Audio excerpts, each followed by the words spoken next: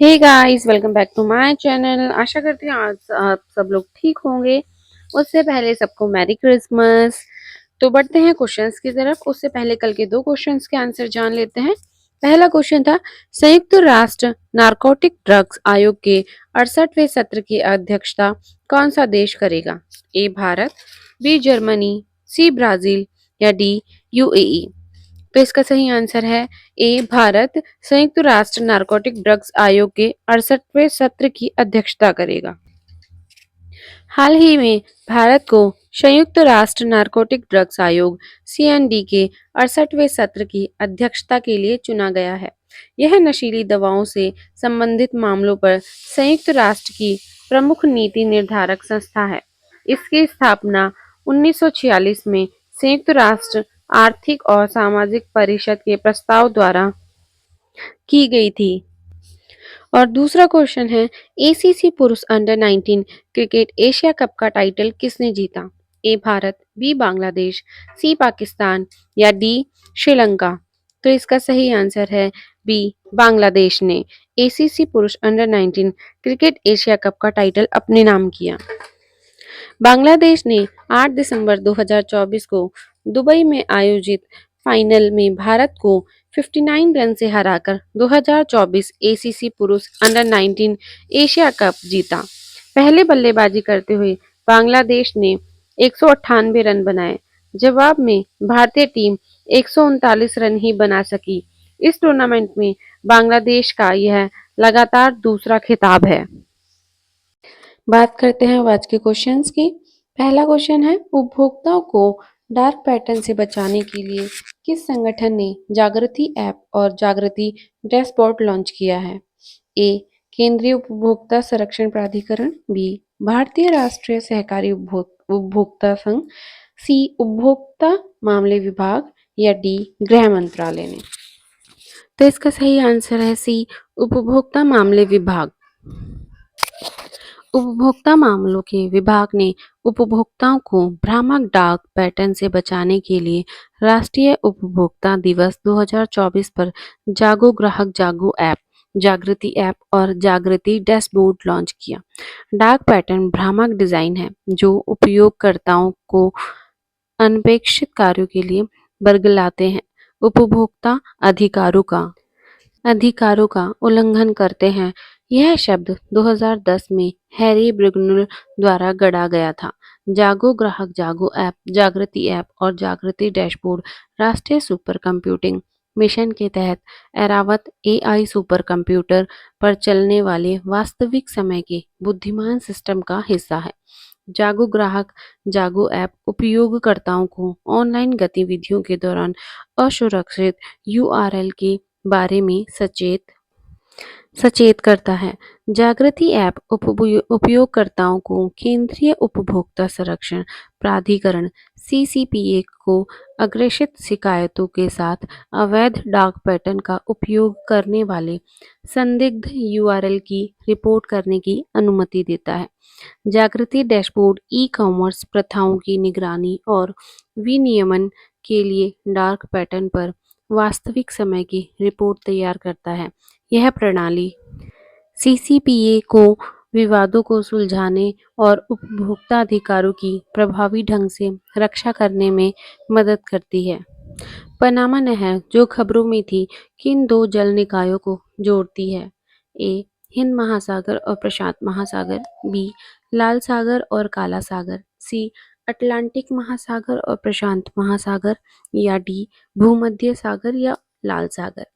तो इसका सही आंसर है सी अटलांटिक महासागर और प्रशांत महासागर को पनामा नहर जोड़ती है।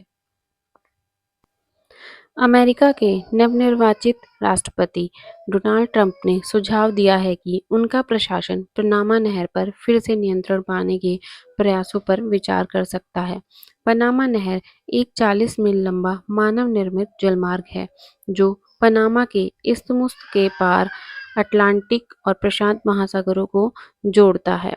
संयुक्त राज्य अमेरिका द्वारा निर्मित यह अगस्त 1914 में पूरा हुआ और स्वेज नहर के साथ साथ दुनिया के दो सबसे रणनीतिक कृत्रिम जलमार्गों में से एक है।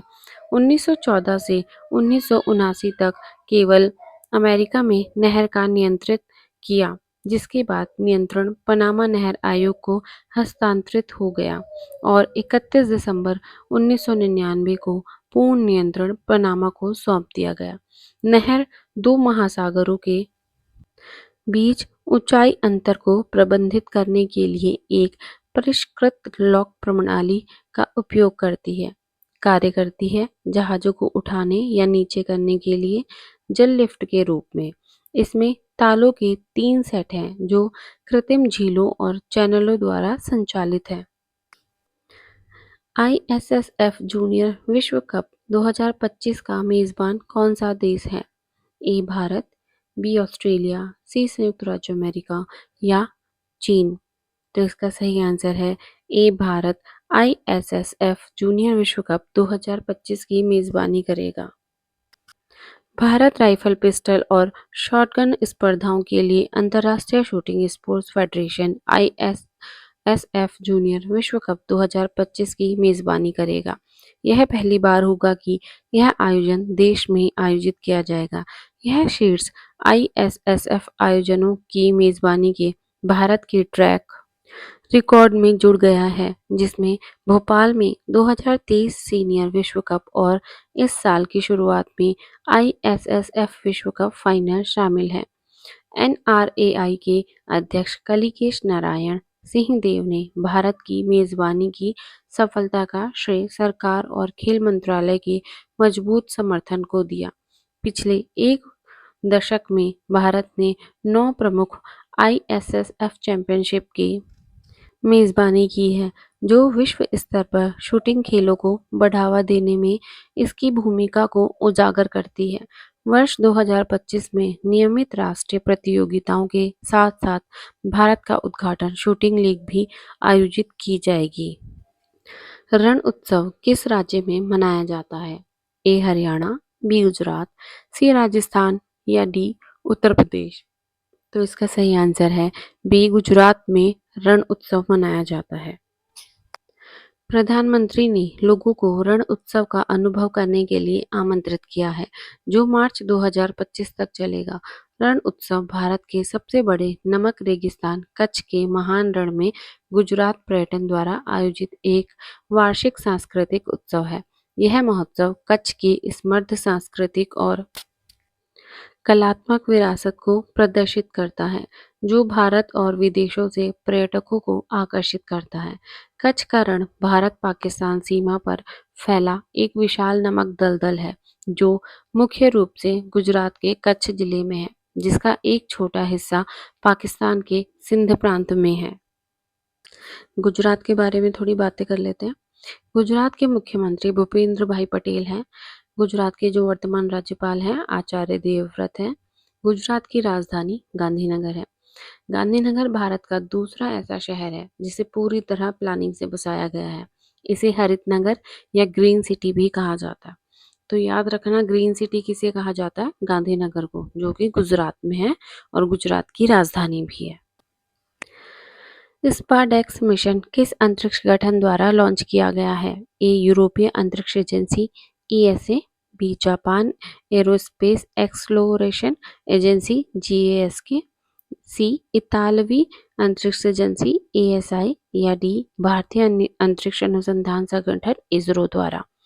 तो इसका सही आंसर है डी भारतीय अंतरिक्ष अनुसंधान संगठन इसरो द्वारा।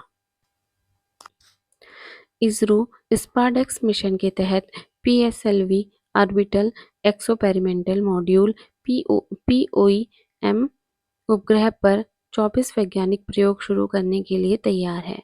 स्पेस डॉकिंग एक्सपेरिमेंट स्पारडेक्स का लक्ष्य स्वायत्त अंतरिक्ष डॉकिंग तकनीक विकसित करना है।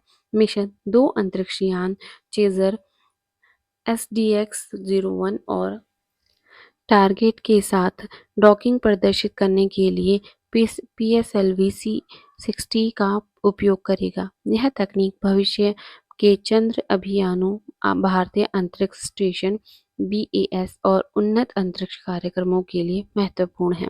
अंतरिक्ष यान अलग हो जाएगा, एक ही कक्षा में संरेखित हो जाएगा और आगे के संचालन के लिए अनडॉक करने से पहले बिजली हस्तांतरण प्रदर्शित करने के लिए डॉकिंग प्राप्त करेगा।